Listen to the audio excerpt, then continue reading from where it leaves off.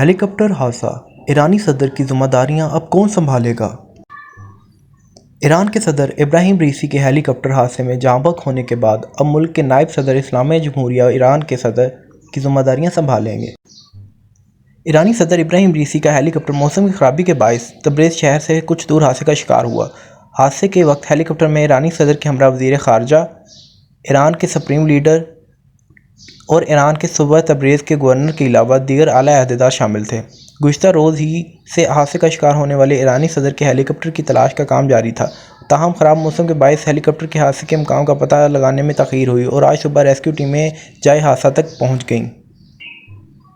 اب ایران کے سرکاری میڈیا اور دیگر عرب میڈیا نے بھی ایرانی صدر ابراہیم رئیسی اور وزیر خارجہ حسین عامر بن عبداللہیان کے ہیلی کاپٹر حادثے میں جاں بحق ہونے کی تصدیق کر دی ہے۔ ایرانی میڈیا کا کہنا ہے کہ اسلامی جمہوریہ ایران کے آئین کے مطابق ایران کے صدر کے نااہل ہونے، مستعفی ہونے، غیر حاضر ہونے، بیمار ہونے یا انتقال ہونے کی صورت میں نائب صدر صدارتی ذمہ داریاں سنبھالیں گے۔ اس وقت محمد مخبر ایران کے نائب صدر کی ذمہ داریاں انجام دے رہے ہیں اور آئین کے مطابق اب محمد مخبر ایران کے صدر کی ذمہ داریاں سنبھالیں گے۔ میڈیا رپورٹس کے مطابق ایران کے نئے صدر کے انتخابات کے لیے 50 دن کے اندر انتخابات کا انعقاد ہوگا۔